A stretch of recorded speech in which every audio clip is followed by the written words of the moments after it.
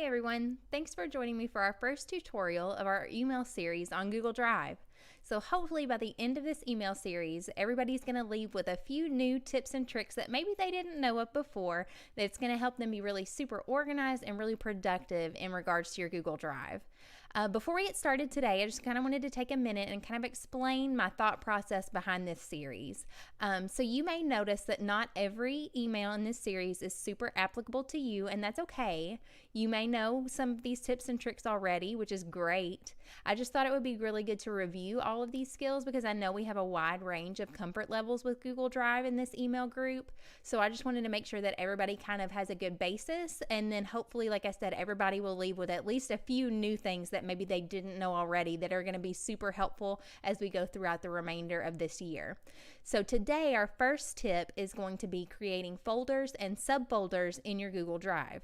So in order to get started, we're going to go actually into our Google Drive. So here you can see mine.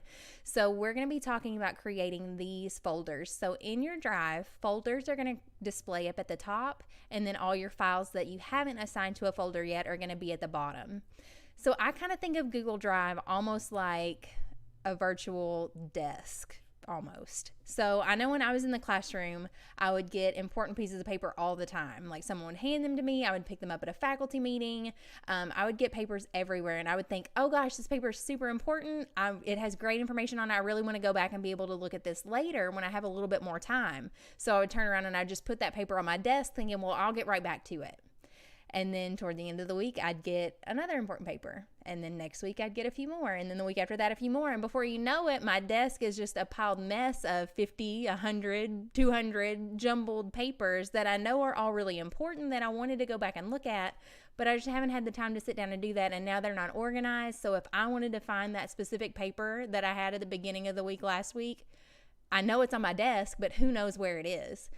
So I think Google Drive can kind of be that same way if you kind of let things pile up on you.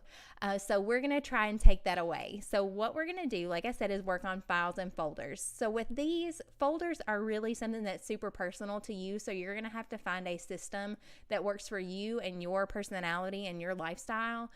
So here you can see my folder. So I have mine kind of broken down by sort of like topic or task or position.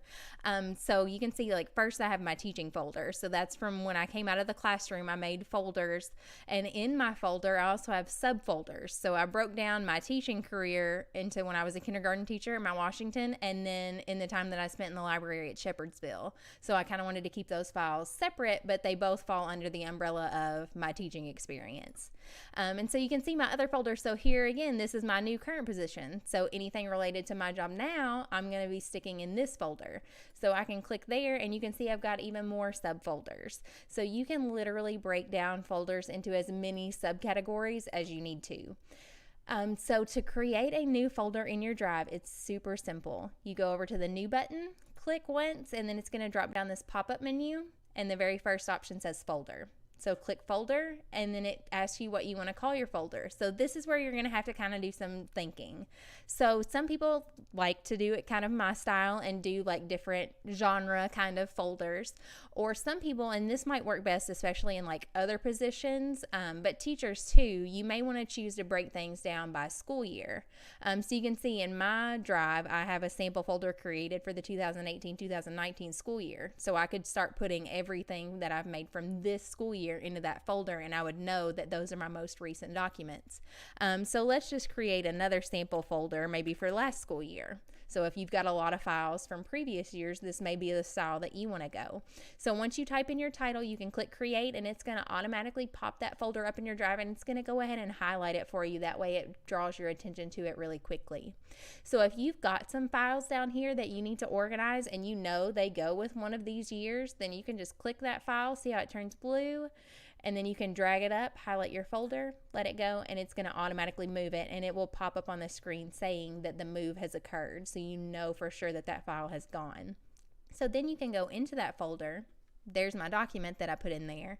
You can see here's my roadmap in my Drive. So I'm in my Drive, like my big desk, so to say, and then I'm in my 2017-2018 subfolder. But in a year's time, I mean, how many important documents are you going to get? So you may want to keep breaking that down using more subfolders. So it's the same process. Go to New, click Folder. And let's say if I'm a classroom teacher in the 2017-18-19 school year, I'll probably have some lesson plans. So I can make a folder just for my lesson plans. Then I may want to break that down even more, so I can go into my lesson plans folder. So you can see my little drive map has changed here. I'm in my drive still. I'm still in my 17-18 folder. Now I've opened my lesson plan folder. Let's say I want to break my lesson plans down, so I can go to New again, New folder. Let's say I want a folder just for my reading plans. So then it's going to create as many subfolders as I want it to. So this is kind of, again, where you kind of have to think about your position and your style of organization and think what system is going to work best for you. So that's kind of the process for creating folders and subfolders. So the process is simple, but if you need any support or if you'd like some maybe advice on how maybe best to organize your specific files based on your position or the files that you have in your drive, definitely feel free to reach out anytime, and I'd be more than happy to help you. Look forward to our next email coming out in this series, hopefully a week from this one. So hopefully before the next email comes out, if you haven't created any folders in your drive, you can go ahead and get in there and start creating some new folders, dragging your items in there. You may want to start with just some big generic folders. If you've got a lot of files down here and you're not really sure where to start, I might suggest creating some like big idea folders and then go ahead and start dragging some of your documents up in there. And then once you get them kind of sorted out into big ideas, then go into each of those folders and think, okay, well, which of these documents can I relate together? Maybe put in a subfolder, and you can kind of start breaking it down. So start big and then kind of work your way into those subfolders if you're not really sure how to get started. So again, definitely reach out if you have any questions or you want any advice or support moving forward, and I'll see you next week.